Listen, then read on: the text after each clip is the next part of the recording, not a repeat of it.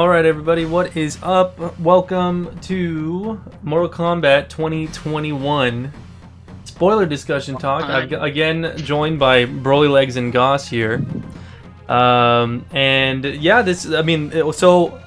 before anything else, I just want to say my point of view might be skewed because because of the internet service provider that we have, we get HBO Max for free. So in turn, that gives us this movie for free, basically. But same. I think I'm gonna hold my I guess initial statement for now. But I just want to throw that out there. But beyond that, what do you guys think? Who's going first, guys? So okay, look. I'm just gonna start by saying the movie was fun. Okay. It was fun. All right. It was full of action and gore. It was fun. It was like you go to the fair or the carnival. You get on a ride and you get off and you're like, yeah, that was fun. That was fun. It's kind of how I feel about it. Really? I'm gonna say that this movie is okay. I'm gonna say this movie was okay as a fan of Mortal Kombat, as a person who's played these games throughout his childhood, who know these characters, who was born when the first movie came out. I'm seeing you meep. Seeing you memes. But yeah, I think just by being a fan of the series and being a fan of Mortal Kombat, I can't berate it. I can't hate it. I'm not gonna hate it. Yeah, so all of us here have played a bunch of the Mortal Kombat games and have seen both movies, right? Right. Yeah. Okay. And have you guys seen the YouTube series one too? I saw the first two parts of the YouTube series, and I haven't seen Annihilation in forever, but I've seen it. I remember Annihilation. I just bought the Blu-ray combo pack of 1 and 2. I haven't seen the web series. I did see the animated one. The animated one's good too. The animated one's good, but yeah,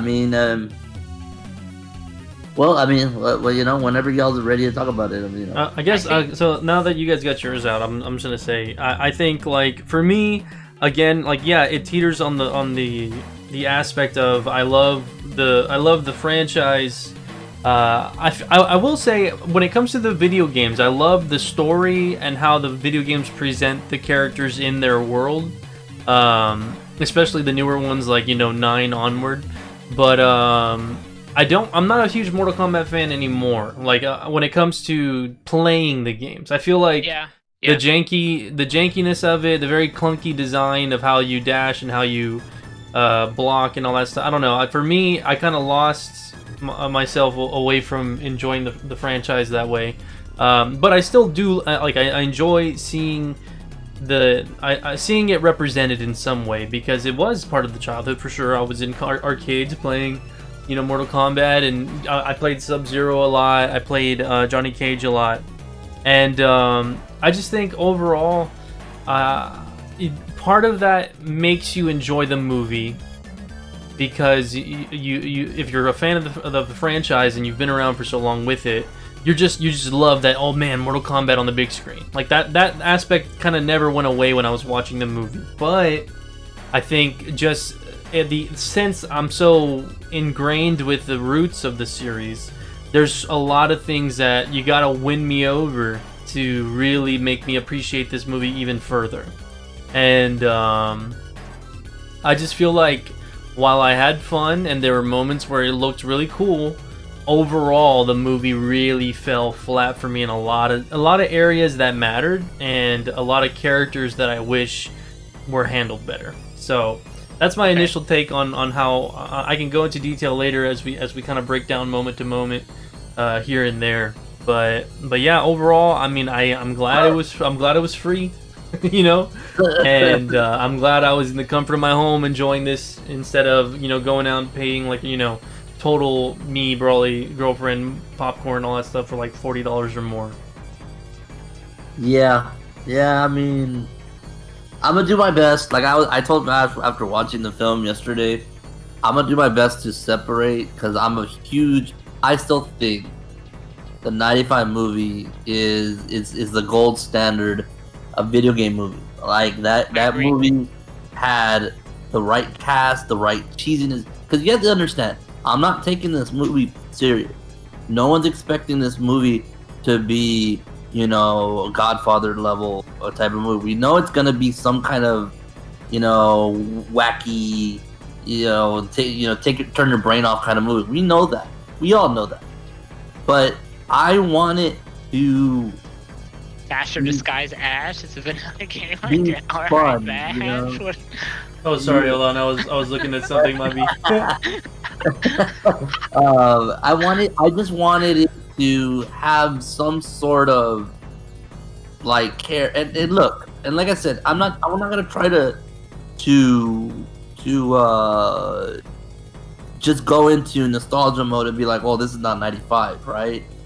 But I will say, before we go into heavy spoilers, it's very hard to replace that Liu Kang, that Shang Tsung. It's impossible. I'm gonna say it right now. It's impossible. You can't.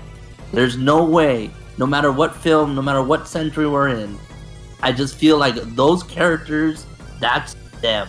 You mean those actors? Or those actors, I'm sorry, are them. Like, when I see them nowadays, I'm like Liu Kang. I'm like Shang Tsung. And that's why they got, well, at least the Shang Tsung got brought back from Mortal Kombat 11 to play and voice Shang Tsung and even get his likeness. Because he's a character. And so, I tried my very best, and again, we're going to go into it. I tried my very best. One of them did okay, and one of them, God, dude. Like, okay, I fucking hated Liu Kang, dog. I'm just gonna be real. No, I hated Shang Tsung. I hated like Liu Kang. Well, go ahead, buddy. Go ahead. I didn't like Liu Kang because I felt like Liu Kang in this movie was a shadow of his self. Yeah. He seemed really watered down. Yeah. Really. It's hard because that one had like the Robert. Well, the thing is I didn't even I love the movies, don't get me wrong, but when I watched this movie, I compared these characters to to everything else in a whole, not just to the movies, right? So right.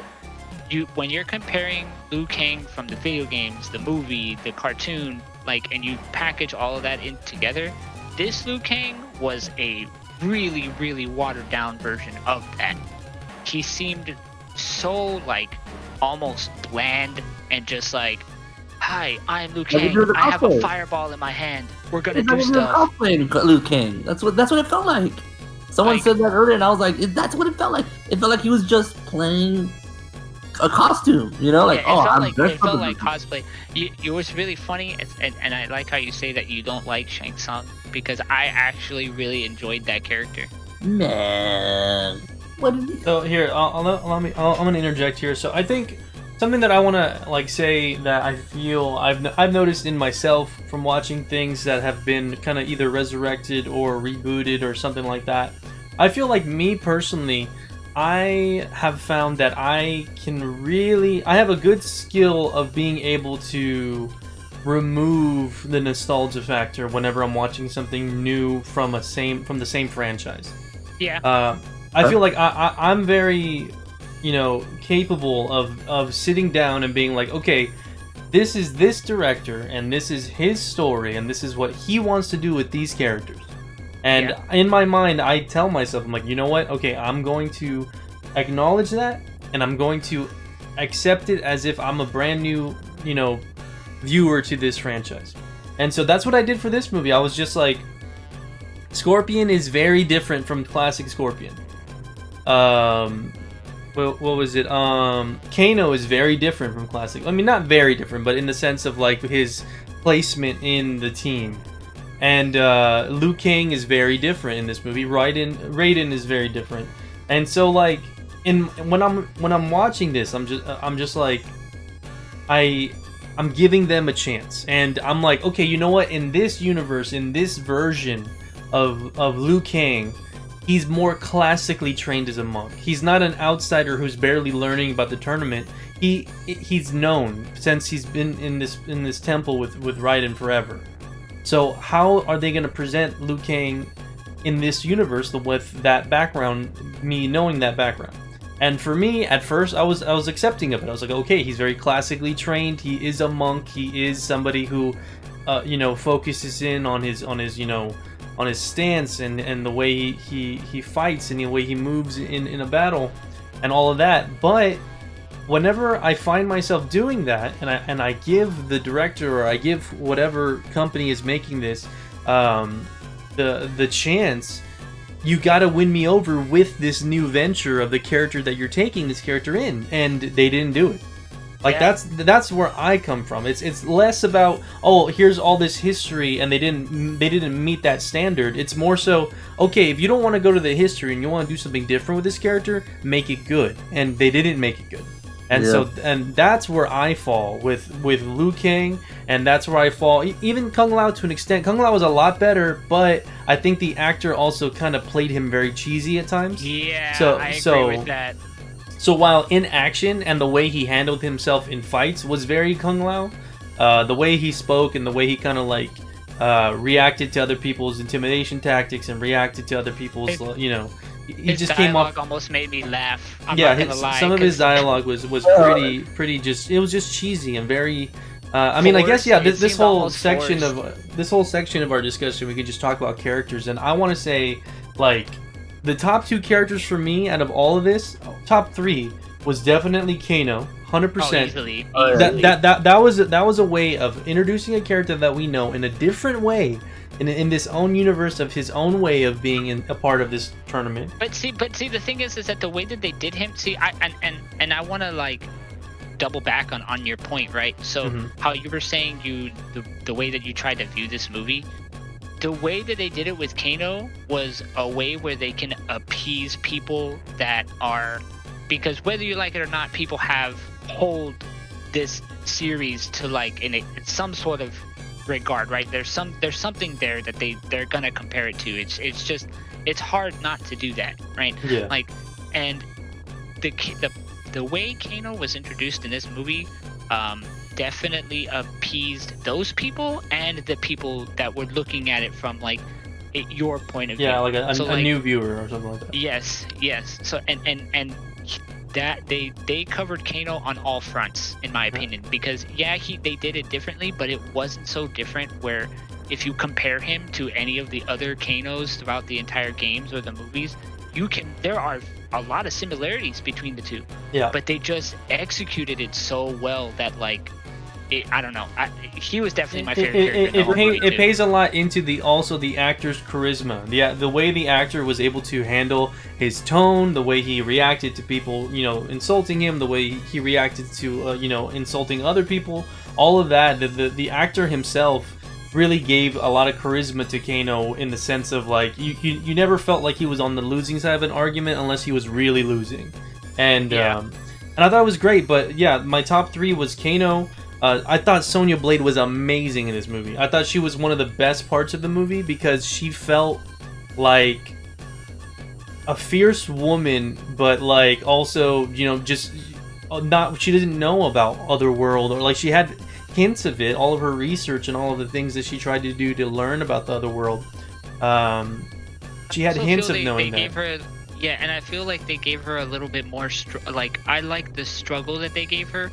Like when they show up to the fucking temple and they're like, okay, Sonya Blade, you can kind of just fuck off now. You don't have shit we want. Like, sorry. Yeah. So like they gave her that like own internal struggle of her being like, well, I'm fucking sick. I know I'm here to fucking do the shit, but like I can't because I'm not special enough. Yeah, so I think my theory, I mean not theory, but my take on what happened there was, well, I mean, like I said, Sonya, she fit the role really well. The actress looked like Sonya Blade. She acted like Sonya Blade.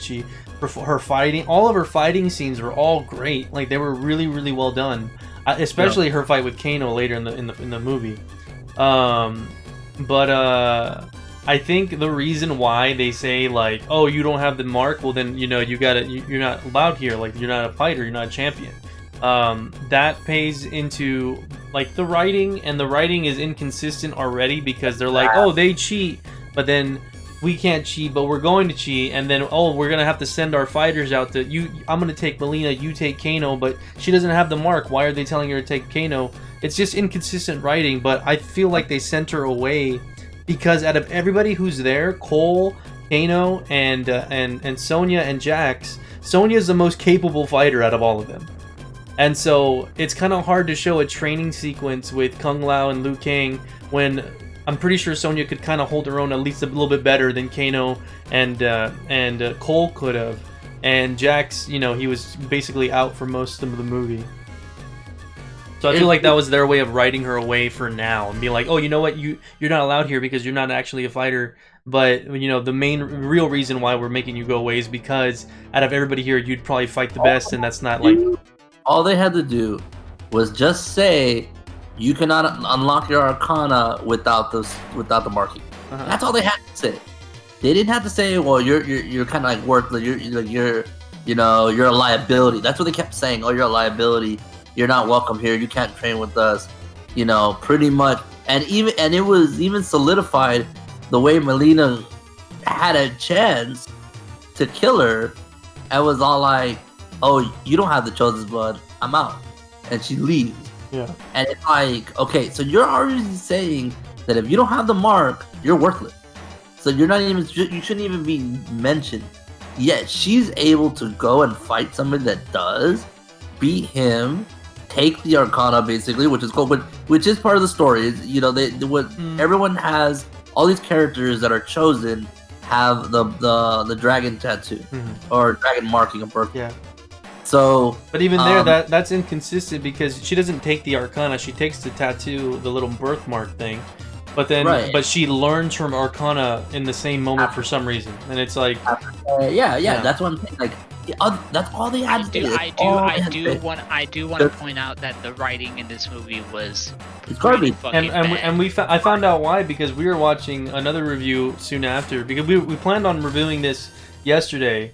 But you said you didn't watch it. I mean, it was already late for me and Brawley, so we were like, we'll just wait for another day. But in another review, they pointed out that the writer for this movie is the same writer for Wonder Woman 84. Yeah. Ah, that makes all the sense in the world. Yeah, characters not, being what their characters are supposed to be. Yeah. And I wouldn't have mind. And I know we're going. We'll go ahead and finish your character list, but I know you said.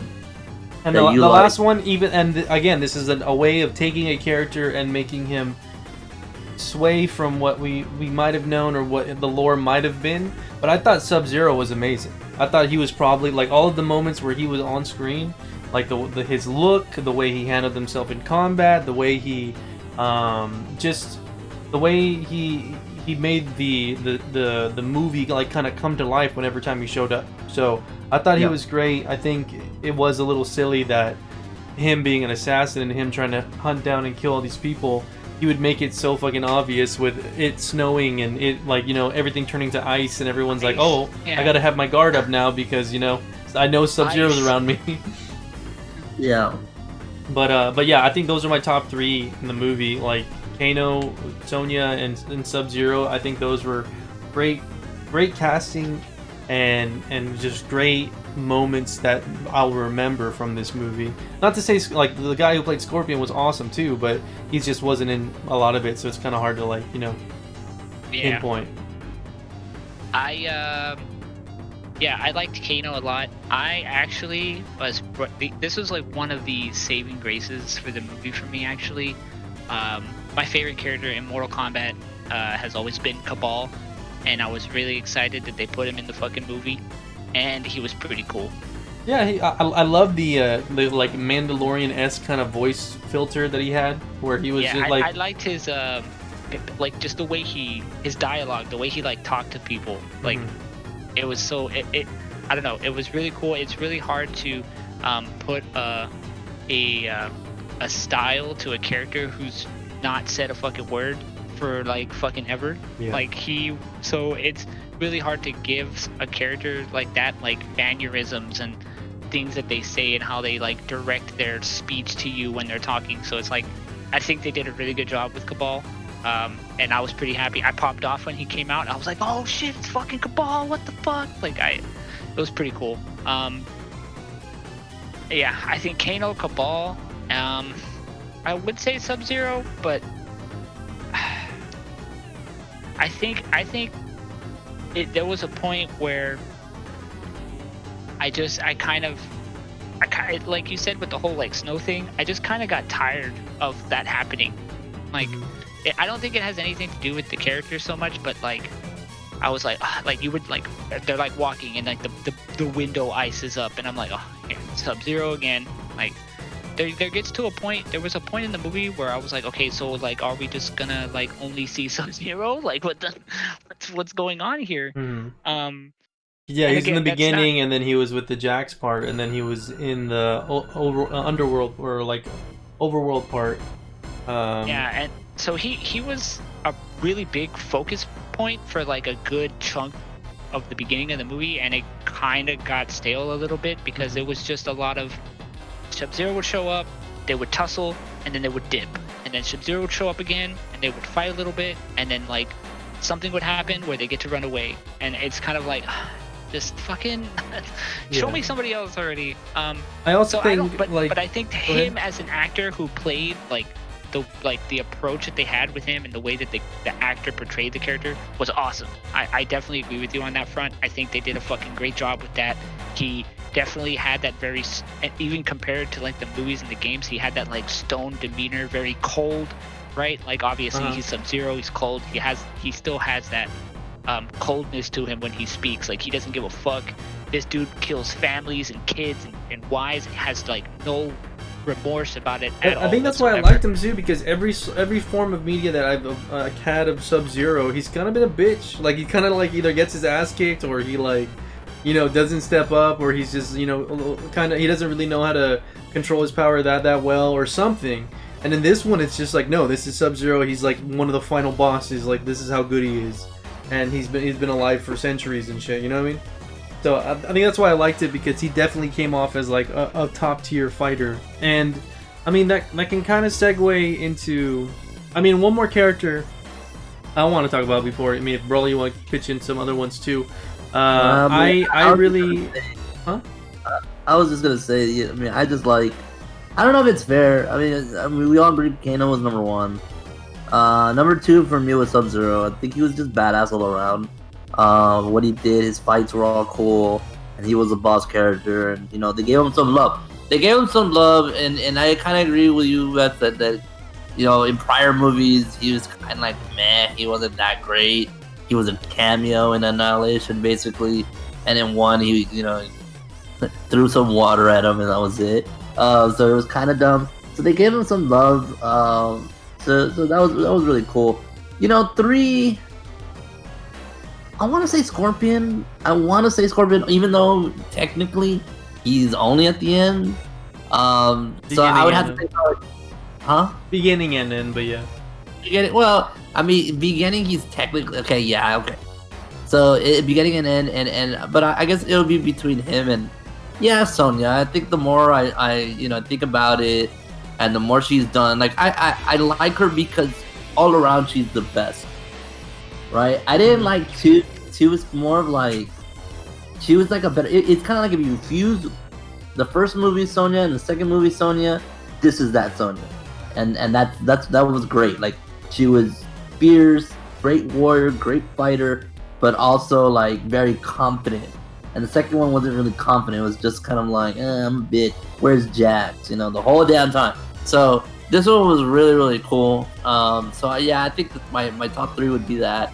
I want to put Scorpion. So. Well, what I wanted to say was the last character that I want to talk about that I really didn't vibe with. Like Liu Kang was probably the worst for me when it comes to how they portrayed him. But I just, Raiden fell flat for sure for me. I keep saying Raiden, but it's Raiden. Raiden just he didn't do much so you can't really pull much from him. But I just feel like the actor choice, like his accent was a little too hard. It was a little too thick, and also he just kind of like, instead of him coming off as like all-knowing or like wise or sort of like, oh, let me test you in a backhanded way where you don't really realize I'm testing you. He didn't come like it wasn't convincing that he was that way. It was just more so like, I'm bitter. We've lost 9 in a row. Earth sucks, and like basically, and like, you know, I've got these people who've listened to me, Liu Kang and Kung Lao, and that's it. And it's like, I'm gonna say this. This is for you and God's for you. You remember every character in this movie, right? Yeah. You know every character in this movie. Raiden was the worst one. The worst. You really think so? The worst character in this movie, and I'm talking worse than General Riker. That's how bad this Raiden. No, Raiko was probably the worst for sure. No, but at least Raiko did something. No, but Raiko was the worst. Raiden puts the shield up when Shane Zun shows up. He didn't do anything except teleport people. Yeah, and that's it. But yeah, but I like I said, I think this movie's supposed to be a part of like an ongoing thing. So I think he has time to do more later. This was more so. At least show a tease. Like tease it then, tease it. Not be like issue, gone, and then freaking lightning comes out and transfer. That's all he was doing this whole movie, was just transporting people. That's it. That's my problem. My problem. I agree, but I also disagree. I think that his demeanor was fine. The way that he like talked was fine, but my problem was that Raiden, whether you're Shang Tsung or Baraka or anybody else in the fucking Mortal Kombat universe, you understand that Raiden is not somebody to be fucked with, because especially like if this is a complete reboot, this is before Raiden loses his god powers, right? So Raiden at this point in the series, if we're gonna go that route, and they even say it in the movie that he's a god. Okay, so my thing is that it didn't feel like that. Like, it didn't feel like this dude, like, are you sure you're a god, dude? Like, this fool is running up in your home, like, every 30 minutes to come, like, looking for the fade. Like, how are you a god if, like, you're letting this shit happen? Like, yeah, really? even Cabal showing up and talking to Kano later. Like, I mean, Raiden should have known that. How do you not know? How do you not exactly? How do you not know that that's going on? Like, come on. Like, even in the other movies, there were situations where this happened, and Raiden would just pop out of nowhere, and he's like, "Oh, I already knew this was happening. Yeah, I'm Raiden. I'm a fucking god. Like, I know what's going on." Mm-hmm. But this one, like, it just didn't make sense, cause it didn't make sense. The whole, like, the thing about Raiden that I always liked about him as a character is that like, you talk about this character and you automatically think about, like, dude, this guy is fucking strong. Like, you do not want to fuck with this guy. Like, he will fuck you up. And it ended up, and then it ended up being that whole force field shit wasn't even Raiden. It was a fucking jewel that got broken up by Kano's eyeball laser. Yeah. Like, it wasn't even fucking Raiden didn't I don't really do shit. understand that, because whenever he puts the force field up, we do see a moment of the dragon kind of like show up. I even said, like, the Thunder Zord and shit was coming out. Yeah, it felt like Power Rangers like booting up or something. But yeah, I don't know, like I said, just Raiden, he didn't come off as, like, the thing that I love the most about Raiden in the games and and everything that I've seen of him is that he has conviction behind whatever he does. Like, anything that he does, he kind of has his chest out and he's just like, I'm a god. Like, I am going to do this and I'm going to say this, and this is all. That's all that there is to say about it. But in this one, it just kind of felt like he was there and he was like, I will give you cookie crumbs of what to do, but other than that, like, it's out of my hands.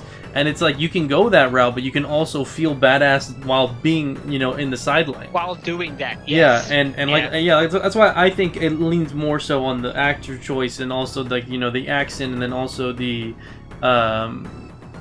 just the way the writing was for him whenever he was interacting with characters, the way he handled himself in like, you know, altercations with other characters. I didn't hate Shang Tsung as much as Brawley did. I thought that there were moments where he definitely did come off as conniving and very slimy. I love the scene with him and Kung Lao at the end. I thought that was super intense, especially the effects on Kung Lao's face. Oh yeah, see that shit was cool, and I'm glad that they kept that shit. Like, yeah, I'm glad that it's like, oh shit, like, hey, he's about to kill this dog. He's about to kill this dude. Like, I don't mind. I didn't mind. He's not my favorite character in the movie, as far as like portrayal goes. But I feel like it's not bad. Yeah, like, I'm gonna give him room to grow because, you know. Yes, I agree with that. Yeah. I mean, like. Yeah, okay. I mean, like, you know, I guess in the sense, okay, he's more. I'm less critical of him than Raiden, because if you remember Mortal Kombat 1, and I'm not talking about the movie, I'm talking about the game. Raiden's a selectable character. I wanted to see Raiden fight, even if it was just like 10 seconds, even if it was just him stopping people. Like, not even Christopher Lambert fought, and he was more godly than this Rated that we had. That's my problem. And that's my problem. That's my problem. Yeah. But I will say the Christopher Lambert version, like it's my favorite. It's like that's what I mean about conviction. Like whenever he was talking to someone, it felt like he could back it up. And this one, it just felt like he didn't have conviction. He didn't have any sort of presence. It was just more so like, oh yeah, I'm very wise and I know what's going on with the outer world and all this other stuff, but, you know, beyond that, that's all I'm doing. And so, I mean, there were other characters, like, I felt like Melina was okay, like, it definitely wasn't anything to stand out for me. I feel like her design and the way they presented her wasn't very, you know, innovative or different. It was just kind of like, oh, here's this, you know, girl with a mouth that's kind of like scarred up and she can open it wider, but other than that, there wasn't really anything about her that was. I'm actually extremely disappointed in that character. Yeah, Melina was whatever. I don't want to discredit Jax. I think Jax, the guy who played Jax, was awesome, and I love that moment where him and Sub-Zero are standing across from each other, and he says like, "I did 6 tours, motherfucker." Like that sounds. How it is now. Did anybody think fucking Falcon and Winter Soldier for like 2 seconds? No. For me, what I thought about was the Mortal Kombat 11. Whenever the characters talk to each other before a fight. Oh, okay. Yeah, like whenever they walk in and then, like, you know, they have that little discussion. Like, it felt like Jax was doing that, where he's like, I did 6 tours, and then, you know, Sub-Zero's just like, oh, you know, blah blah blah. So, I will say, as much I know, a lot of us are kind of giving a lot of grief to the movie. The fight scenes were great. The fatalities were great. I wanted to segue into that after we were done with characters, but the callbacks to the game. My favorite part of this movie was Liu Kang versus Kano, and he's literally just sweeping him. And he's sweeping him. And he does the jump. And it's like so funny because that's literally how our childhood was. Yeah. Where you beat the computer over and over and over until you get the victory. That shit was funny as hell. And even the way Kano jumped looked very like he copied it from the video game. Yeah. Like. And that's what I want. Like, I don't care. Like, people are the main thing is people complaining like, oh, we want it to be serious. No, I want it to be cheesy. I want it to be stupid. I don't care, right? Yeah, but I want it to make a little bit of sense too. Oh yeah. Like, of course, right? I guess okay. So before we segue into more about the movie, the last character we gotta talk about is fucking Cole, because he's the new character in the movie. Okay. Honestly, real shit. I know everybody was talking about like their worst characters, and I cannot stand this guy. I'm sorry. Like, if people like him, cool. No, but I cannot stand this guy.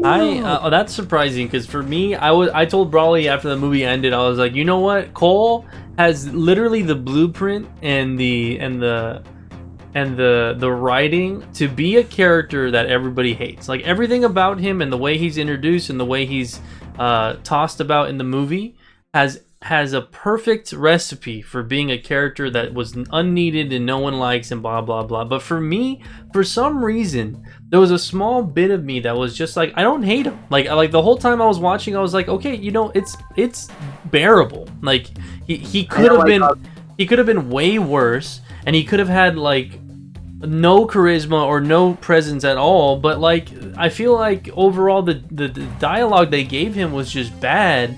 Especially the little pep talk that he had with, he was like, we're gonna fight, and we're gonna, you know, they want to break the rules, we will too, and we're gonna do this, and you're gonna fight them, and we're gonna make it happen. That was it. That was create a wrestler and name him Cole Young. That was it. That's literally who he is, right? Yeah, it feels like that. It feels like one of those games where you create a character and then they're part of the story. But the thing is, I didn't hate him because I feel like I even told Brawley before when he was fighting Goro in the movie, I was like, I bet you anything his Arcana is gonna be some sort of like stone skin. And Brawley was like, nah. What did you say you think it was gonna be, Brawley? I thought it was gonna be Scorpion. Like I thought he was just gonna get Scorpion's armor. Yeah. Oh my. Okay, I'm gonna get into that. But let me finish my thought. So basically, I told Brawley, I was like, it's gonna be stone skin because at the beginning of the movie, his trainer's like, oh yeah, you're like a human punching bag. And so I knew that it was going to be something in the sense of like a protective. I thought it was going to be a protective like stone skin that also made his punches hit harder, but it ended up being more than that. It was like an adaptive, kind of like Black Panther's suit, where the damage you take, you dish it back out. Yeah. And I thought that was okay. I thought it was cool, but it's not the most, you know, unique idea. It's not the most unique idea, and it's also not the most like, wow, that, like, you know, Kano was saying like, oh, you can shoot fireballs, I hope I can shoot fireballs. It's like, oh, I got a fucking laser eye, you know, like, it's not a power in the sense where you're like, oh, the main character got something fucking cool. And so while it was, you know, it made sense, I guess, for the character, especially with how much of a beating he got, I just think Cole, he didn't bother me. But what happened, the things that happened in the movie that revolved around him did bother me. Like a fighter that we've seen get his ass kicked the entire first hour, the first person he beats is Goro. Are you fucking joking? Like that's what blew me away the most, was like, out of all the fighters you could have picked up where Cole could kind of get his groove and learn how to be a fighter and like learn about the other Arcana world of Mortal Kombat, he fucking beats Goro, a six-armed. It doesn't matter who you are or what Arcana you unlocked. It's this guy has the strength of a gorilla. He's the prince. Yeah, Prince Goro, the strength of a gorilla, and six arms or whatever, or four arms. And I thought for sure, like, after he was picking him up with one set of arms and he was punching him, I'm like, he's fucking dead. Like, he literally just destroyed the shit out of him and threw him down. But I don't like that again, that has nothing to do with Cole. It has to do with whoever the fuck's writing this movie decided, hey, let's have Goro in this movie, Prince Goro, and let's make him feel like a side character with like no lines. And then his first fight is with the main guy and he loses and he dies. Like, what the fuck? They even had a huge entrance for Goro too. They were like hanging out in Outworld, and he like comes in, pushes up the doors, and even Shang Tsung is like, "Oh shit, we got Goro in the building!" Like, and everybody's like, "Oh fuck, it's fucking Goro, dog!" Like, "Oh shit, better fucking watch out!" And like, they fight, and he gets fucked up in like 5 minutes. Yep, it's a super short fight, and even then, it was just like, oh, we were in a building, and it collapsed on us, and then now I'm gonna go fight this truck because your family's leaving in it, and then, you know, and then that's gonna awaken my Arcana, and then I'm gonna fight you again and kill you in like 2 seconds, and it's just like, I don't know, I just feel like the writing was so bad, the way that's my problem. Yeah, and like, that's the reason why I hated Cole so much. Like, I hated Cole because of the way he was written and the way that they decided to introduce him in this series. So I went into this movie, I only watched the original trailer maybe like once, and I didn't watch the Sub-Zero versus Scorpion shit that they came out like earlier this week or whatever. Like, I didn't even watch that shit. So I went in like completely blind. Yeah, I pretty much did the same. I didn't watch anything really except for the first one. When Cole showed up on the screen, I was like, oh, Liu Kang, cool. That's Liu Kang. Like, I Well, I get it. thought All it right, should have Batman. been. He should have Like, been Liu Kang or I Johnny was like, Cage. okay, cool, that's Liu Kang, and then you find out, oh, that's not Liu Kang. Okay, cool, that's fine too. Oh shit, like, you know, that's cool. Like, okay, but I kind of want to know who this dude is, and then he keeps having these like flashbacks, like these images of like Scorpion in his head, and I was like, oh, okay, that I got this like real like. Cause he's in hell, right? He's dead, so He's he's in Netherrealm, technically yeah. a spirit. So I in my head, I was like, oh, okay, this dude is related or has something to do with the baby that Raiden, you know, saved, and this dude's gonna become like the next Scorpion. That's in my head. That is that and it was painted for me that way. You like, I can't say like, oh, I came up with this idea just randomly out of my head. Hell no. The whole way that the story was given to me was like, okay, this dude is an ancestor of Scorpion, and he's gonna become Scorpion, or he like Scorpion's gonna show up and die and give him the Scorpion powers. Either way, I thought Cole was gonna turn into Scorpion. That's what I like. That was the way it was painted for me, and in my eyes, in the way that I watched this movie, that would have been a better ending. If he became the next Scorpion, I would have enjoyed that more than this like weird. Like he could still be Cole Young. He could still be Cole Young. He could still live his life like that. Yeah. But I'm his talking about like using. Scorpion. I'm not talking about him becoming Scorpion as like the evil, evil right? Like, killer, you know, I'm talking about like he has embraced in becoming like the next in the lineage of like that clan or whatever the fuck. You know what I mean? Why didn't he become Scorpion? Like, that's what I don't understand either. Like, and something that I really didn't like was I don't understand the reason for it, and they didn't really shed any light on it, but they were like, oh, this guy was on the top of his game and he was like the champion and he was one of the best, and then he fell from grace, and now he's doing $200 fights that he's losing. So it went from being champion and being some badass fighter to being on the losing side of a $200 fight to beating Goro, and it's like, man, dude, like that's why the setup for him becoming Scorpion would have been great, because like the whole way that the show was set up, like, oh, he kind of gets his ass kicked even in like the lower ranks of these MMA fights that he has, blah blah blah blah. He's kind of not that strong, blah blah, and then like becomes strong by embracing his heritage and becoming and the he next needed Scorpion. fights in between that made it show that he was making progress. what he needed was a series on Disney Plus, right? So we could Exactly. flesh out the origin story, right? And then we also need him not losing to Melina, and then Sonya showing up and help beat her. Oh man, this movie. I'm sorry, y'all, but this movie is not Annihilation good either. I don't know if I can. Okay, like I can. It's not. I can. The thing about Annihilation is I can look at it from like, I love Annihilation. Everybody fucking hates that movie, but I enjoy that movie so Man, all they had to do much. was change one scene. Goss, all they had to do was do one thing. Just don't put Johnny Cage in the movie. Don't have him show up and get killed in the first 5 minutes. That's all they had to do, and Annihilation would be at least bearable. And have And have better CGI and not have Night Wolf show up. I get all that, but the thing is I'm a fan of like really shitty B movies that look like crap. So that shit to me it doesn't affect the value of the movie. But you have to understand what made and this is kind of weird, because going back watching the original film, what made that film is Johnny Cage. Johnny Cage made that. Well, it was good because in the original film we have a main character of Liu Kang. We start the movie off with his brother dying, and we start the movie off with him going to meet Raiden and all that stuff. But the sort of like quote unquote fish out of water, us as a viewer having a connection to understanding this world, is Johnny Cage. Like, Johnny Cage is asking all these questions that we have as new viewers to that universe. So he's like, oh, what's Mortal Kombat? Oh, what's Netherrealm? What's Outer World? He was the kind of vessel for the viewers to kind of get from understanding the world better, and that's why I think the first movie does so well, because it's paced well enough with here's a dilemma, here's a tournament coming up, and then in this fucking movie the tournament does not matter. There is no fucking tournament in this movie. Yeah.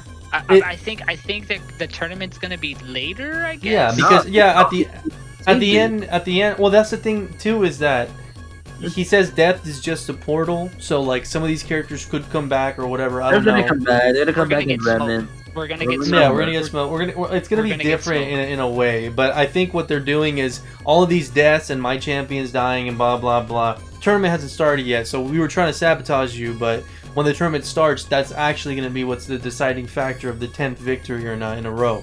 And so there's more to happen for sure with this movie and this if it continues on.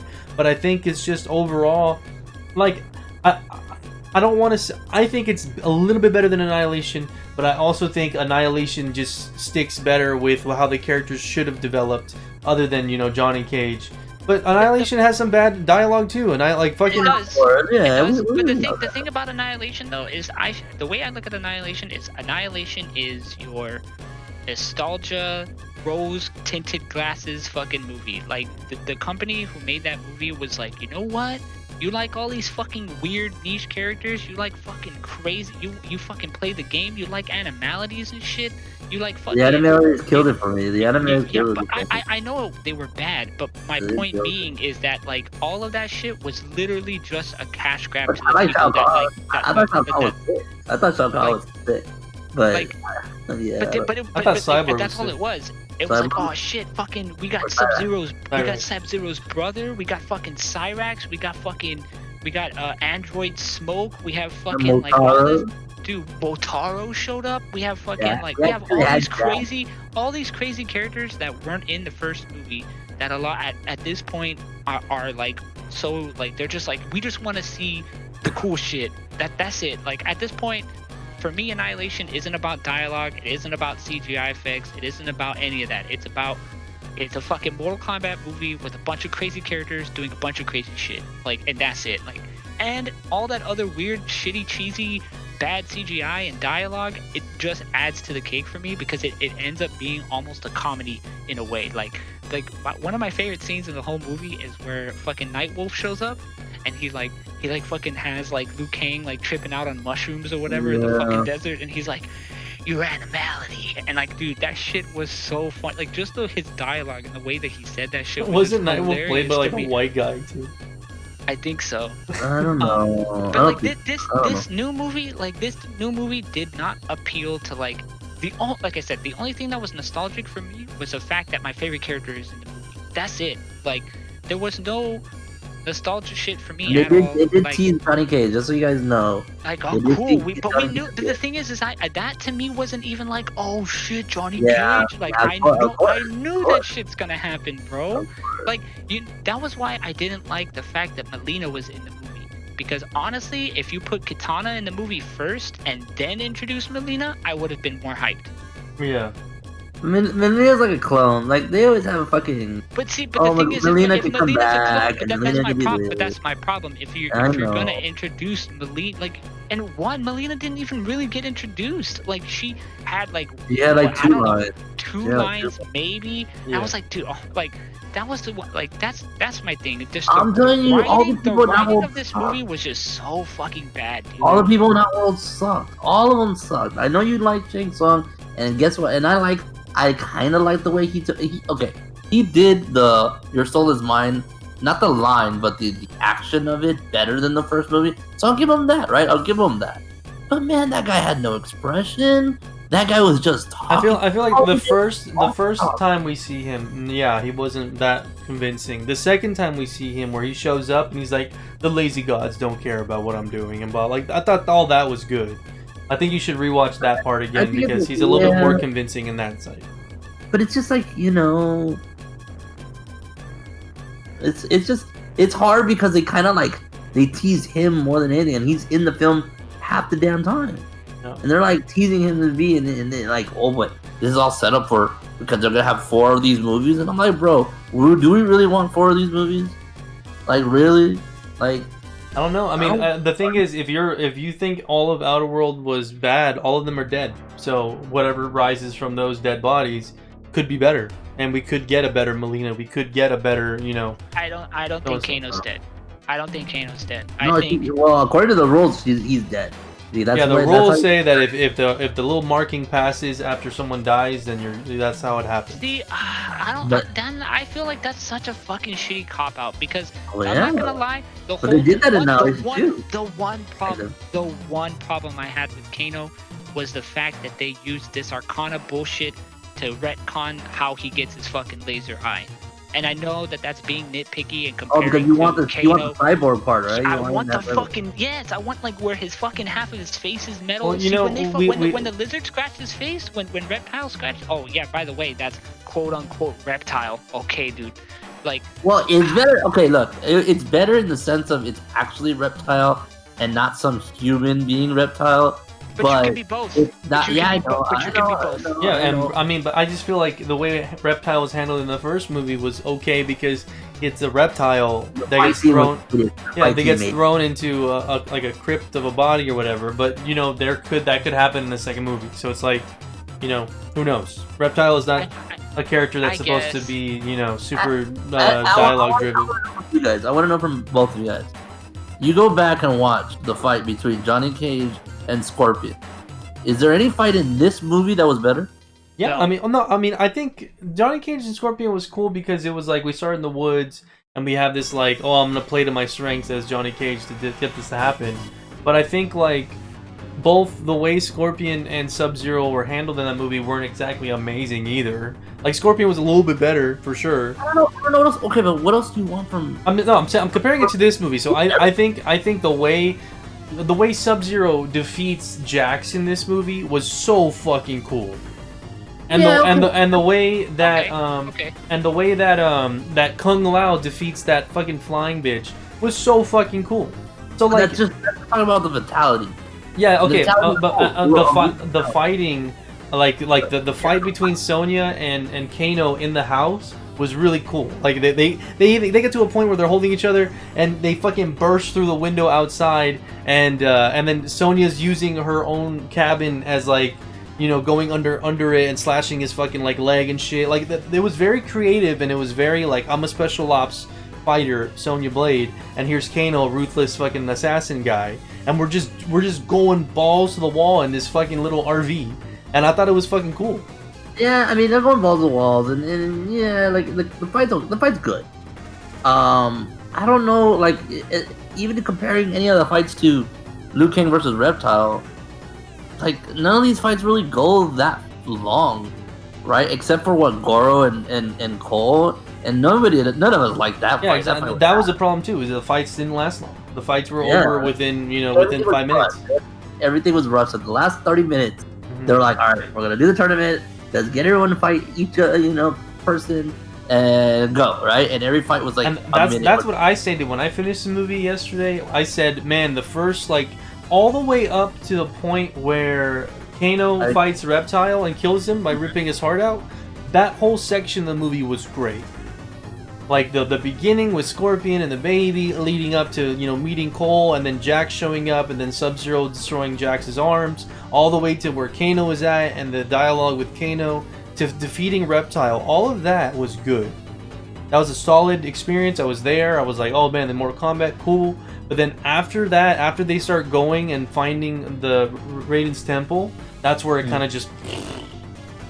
Yeah, when they got to Raiden's temple, that's kind of where. Yeah, that's kind of where the game went to crap. Or the game. Yeah, I agree with that at all. Totally. The movie was great. Going in. You got the Scorpion Sub-Zero beginning. You got the Adam Cole introduction. You got the Sub-Zero Jack. All the Kano introduction. The Kano quick, and the one-liners, and then you got the Reptile fight. All of that was so good. And then after that, just a big nose. Yeah. I really blame the writing.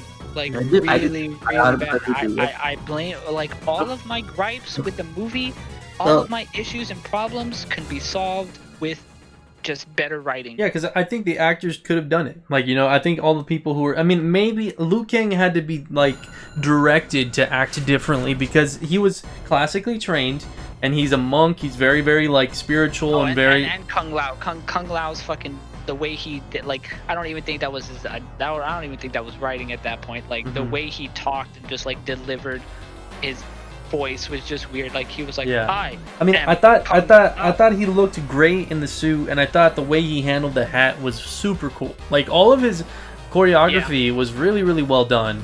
But it just comes down to the delivery and the way he interacted with other characters. Just didn't really work for me. I am Kung Lao.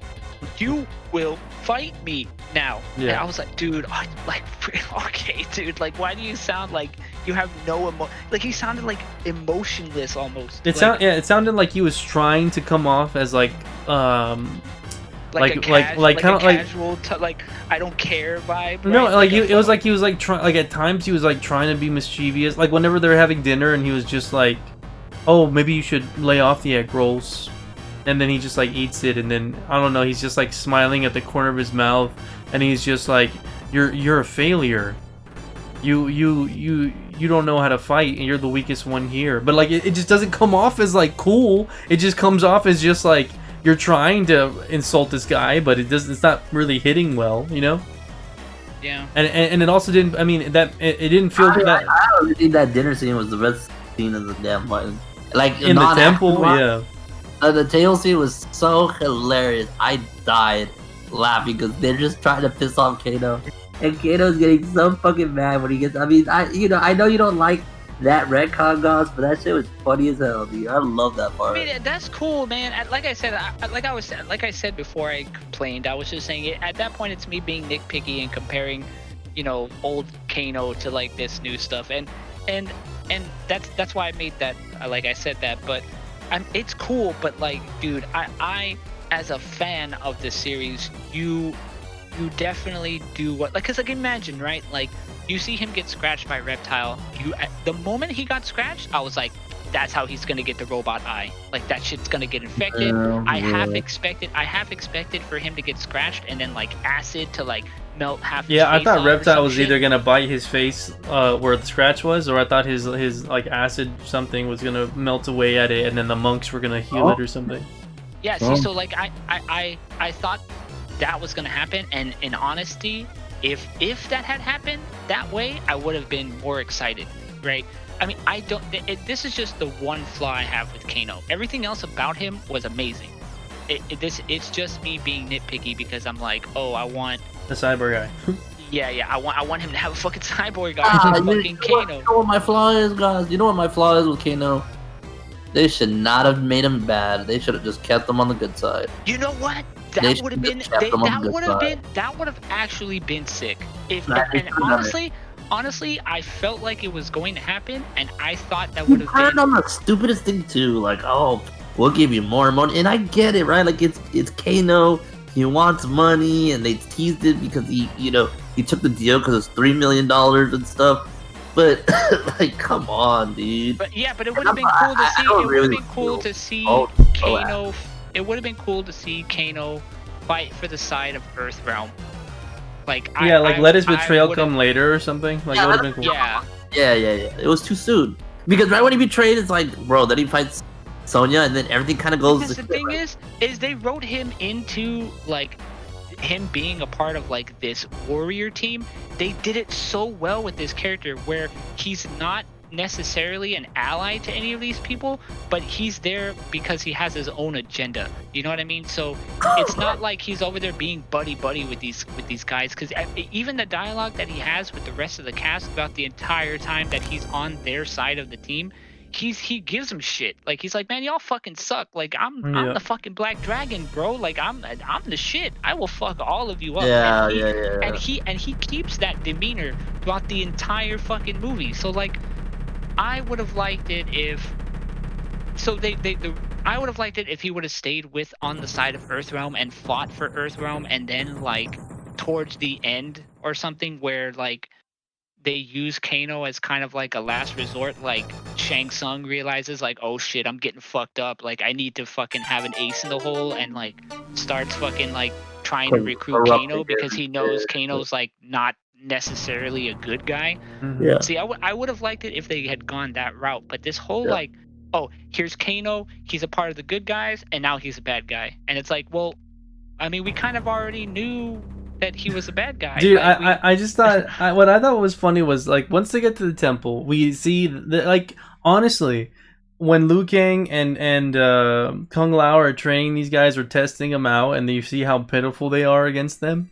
Like when Shang Tsung shows up, he should have just been like, "Oh, these are your fighters. Like, let's fucking start this shit now, dude. Like, you don't even have to do this whole backstabbing thing. Like, Earthrealm felt the weakest it's ever been in its entirety at this moment. Did I was like, yo, these guys would get completely. Yeah, I was like, there's no way all they a have to do is Sub-Zero. bring Goro there, dude. That's it. Why it puts Goro into that? Send him over there to that barn house shit. Just send him right there, fight these guys, and you guys would win. No, just be like, hey, we're starting the tournament tomorrow. You all ready or what? Like, I don't know. They were trying to do this thing where like, oh, the gods don't care. Yeah, 9 a.m. pool. They're like, the gods don't care. We're gonna do this backstabbing. We're gonna get rid of your champions one by one, so you don't have any for the tournament. It's like, just fight them at the tournament because they suck, you know. And I don't know. It's just all over the place. I did not like how everybody got their Arcana so easily. That's another thing I didn't like about this movie, where they're like it was literally like I think Cole's was the most believable, I guess.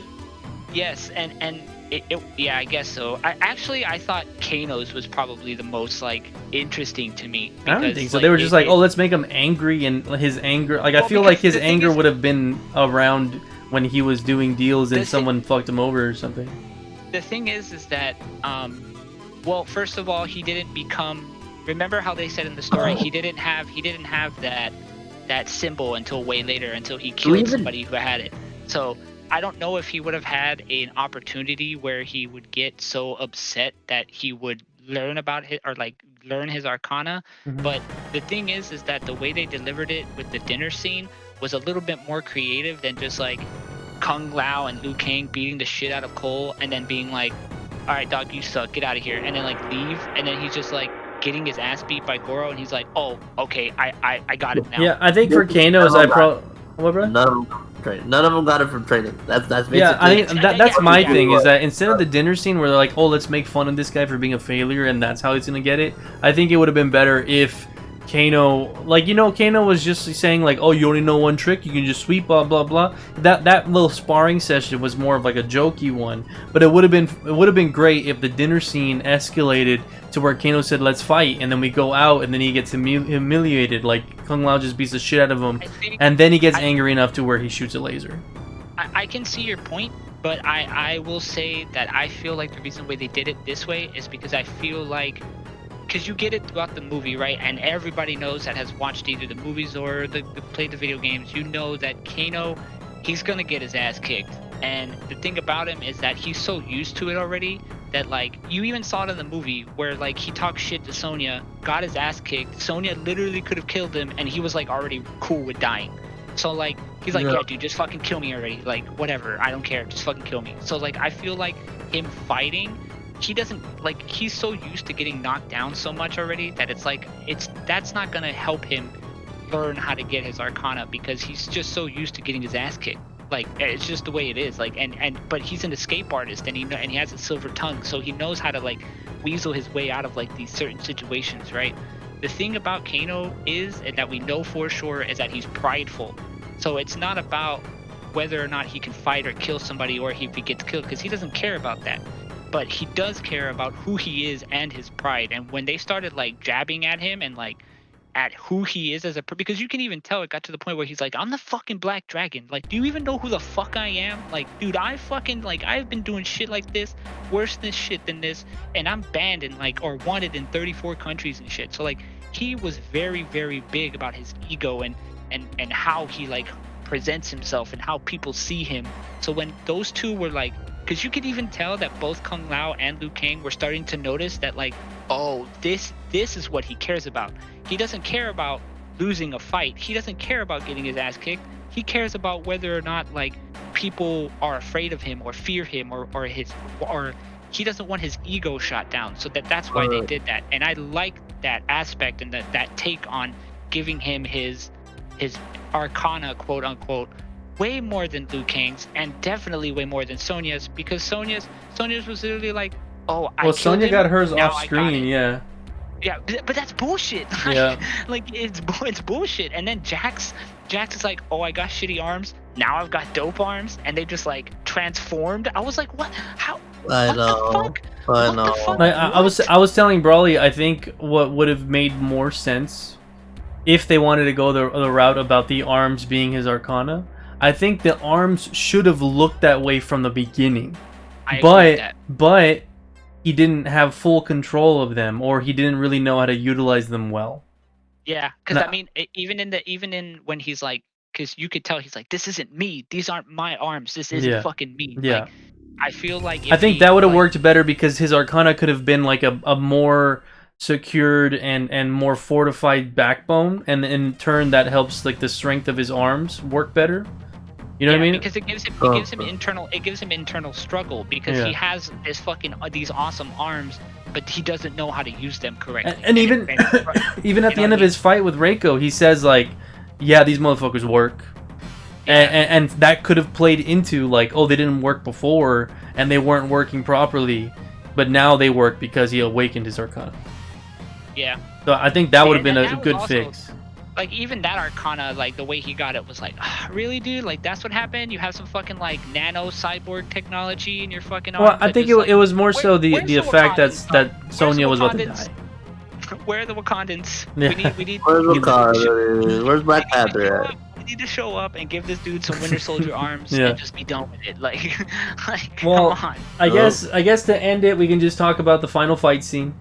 We didn't really we've kind of brushed over Sub-Zero. We mentioned Sub-Zero a lot, Scorpion a little bit here and there, but overall the final end of the movie, everybody else has been defeated. We do get Kung Lao getting sucked. When Cabal said that, I fucking laughed. Yeah, Cabal's so good. He was just like, "Oh, it sounds like your friend's getting sucked right now." He's like, that scream. I always hear it before it happens, or something like that. But yeah. So Liu Kang like breaks down, and he's like, "Oh, I'm nothing without Kung Lao," which was just weird. I don't know. It was just like a weird brother bond, I guess. But the final fight scene happens with it's a showdown between Sub-Zero, Cole, and Scorpion shows up halfway through the fight. And the reason it happens is because Sub-Zero shows up. While everybody was fighting their own fighters, the plan was they were going to fight Sub-Zero together because he's the strongest out of everybody that they have there. And Sub-Zero does show up at the end after everybody's dead, but he has Cole's family in ice like he did with Scorpion's family in the beginning of the movie. So Cole starts fighting the best he can with his Arcana, but Sub-Zero is just too strong, kicking his ass, freezing his arms, freezing his shoulder area, and then the blade of Scorpion, the blade of Hanzo, the small dagger that he had used in the beginning of the movie, Raiden gives it to Cole. Was in this whole movie was give Yeah. Cole freaking blade. That's He all gives did. Cole the blade before he takes off with it, and with that, Sub-Zero's using the blade against him. He says, "Oh, this is the blade of Hanzo," and Cole grabs it with his hand, and it cuts his blood onto it. And I think that's what triggers the fire, because I guess it's ancestral blood connection awakened, the path for Scorpion to show up or something. And so Scorpion shows up in a really cool way because Sub-Zero is about to stab Cole, and then the little arm thing goes through his forearm or his bicep, and stops him from stabbing Cole. And we get the iconic "get over here." But something that I thought was funny was for the rest of the time, Scorpion's talking Japanese. Or wait, is it Japanese or Chinese? He's Japanese. He's speaking Japanese to both Sub-Zero and to Cole. But he says "get over here" in English, which is just, I don't know. I don't know if it was just I know I understand it's a callback to the fans and to the games, but it's just weird that did he not know English for the rest of that or something? Maybe it was because he's talking to Sub-Zero and Sub-Zero knows Japanese, so it's kind of like, oh, it's translated to come here because we're gonna hear it in English basically. I don't know, but the fight goes down. It was a really, really cool fight, and I think this is where Sub-Zero shined the most with classic callbacks. We get the ice clone We get the ice wall that he creates, and he throws Scorpion through it. Best part was the blood knife, dude. He just stabs That shit Scorpion, was gets the cool. blood, and then just gets fucking dagger out of it. It's super creative. That's why I'm saying the fights in this movie, they were creative with what they had at times, and I think even Cole got some moments in this where he used the little like knives on his arms to deflect or like redirect Scorpion's chain to go into Sub-Zero at one point in the fight. And it's really cool. Like, whenever Scorpion gets stabbed and the blood goes flying in the air, Sub-Zero freezes it, makes it a weapon, and starts using that. And it's like, god damn, that's super fucking cool. Yeah. And yeah, I just think that was probably the best fight scene in the movie. It feels like all the budget went into that arena that they were in, that frozen. I guess it was like a gym, or it was like a. Yeah, I think it's Cole's gym, right? Because he opens the locker at the end and gets his clothes out. Yeah. So it's Cole's gym where his family's at. But the thing that was just weird was like Cole starts beating the shit out of the ice sculpture that his like family is in, or at least one of them is in, and he does it at the beginning while Scorpion's fighting, which is fine. Like you see him in the background and he's trying to break them free. But then we get the moment where both Scorpion and Cole are like side to side, and Scorpion says like "for the clan," and then they start fighting. But then mid-fight, Cole starts going over and starts punching the ice sculpture again, and I'm just like, wait. I was like, what's the point of, setting yourself up to fight? I hated that shit. What the fuck, dude? The whole time that they're doing that, like, and he's just like beating up icicles, and I'm just like, how do you like? Okay, I guess. Like, yeah, I don't know. Completely, like, what are you even doing there? Yeah. Like, all right. Yeah, especially mid-fight, like Scorpion just got knocked down, and he's like, oh, let me run over here real quick and start punching this ice again, and then Sub-Zero's behind me, so let me fight him now. And I'm like, why did you even start on the ice? Like, you have bigger problems right now. And but I think overall the fight was entertaining. It was cool. I think the only thing that pissed me off was that Sub-Zero got stabbed through the heart with Cole's like arm thing, and then Scorpion wins, and it's just like, I don't know, it just felt kind of like weird that Cole got the upper hand to the point where he stabbed Sub-Zero, and like he stabbed him in the stomach and then rose his arm up to like basically go up into his heart, and it was like he got down from that, and he was fighting a little bit more, and then he got on his knees, and then that's when I was really hoping there was gonna be some, like, instead of Scorpion taking off his little iron mask and then breathing fire, I thought he was legit gonna take off the fucking skin from his face, like rip it slowly, because maybe like there was ice there or something and it already deteriorated anyway or something. But it was a cool effect, and I love that you did see some bone and some of his jaw when he was delivering that final fire breath. That was cool. Yeah. I did kind of hope that stayed though. Like, he did the fire breath, and his mouth deteriorated, and he had like his skull and whatever. But then after he was done with the fire attack, he put the mask back on. And then when he walks over to Cole's family, he takes it off, but then it's all fixed again. And I kind of wish like it was just the bottom half of his face was bone. It would have been fucking cool, but it was whatever. I mean, he left soon after that anyway, so. I also didn't understand that whole like, you have freed me. Like, what do you mean? I guess it's like, from the shackles of revenge. I guess it's just revenge. Like the spirit lingers on me because it feels wrong and it needs its revenge and blah blah blah. Yeah, I mean, I've seen it plenty of times in media where it's like, oh, the spirit lingers because it has unfinished business on Earth or something, and so I think he's basically saying like, you freed me from my my revenge, the shackles of revenge, and my undying will to see things done or whatever. But yeah, I mean, that's pretty much the end. That's how it all goes down, and we get Cole reunited with his family, warms him up. And then Liu Kang shows up with Raiden, Shang Tsung shows up, and Raiden sends him away. And Raiden. Yeah, I mean, Raiden. And then we get a Johnny Cage teaser, and that's it. That's the movie.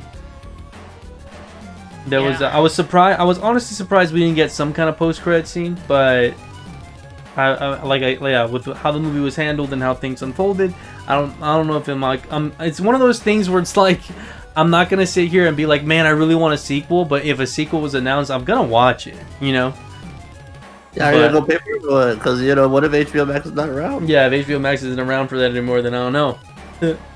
But that's the whole thing. Is that I think your leniency is based off of I didn't pay anything for this, so who cares? Yeah, that's my lean. But even then, that's not gonna reflect on my rating. Like I would give it, a different rating if. But don't just think of it as if you were there. Yeah. That's what I'm saying. It's not going to reflect, like, the HBO Max and it being free, kind of.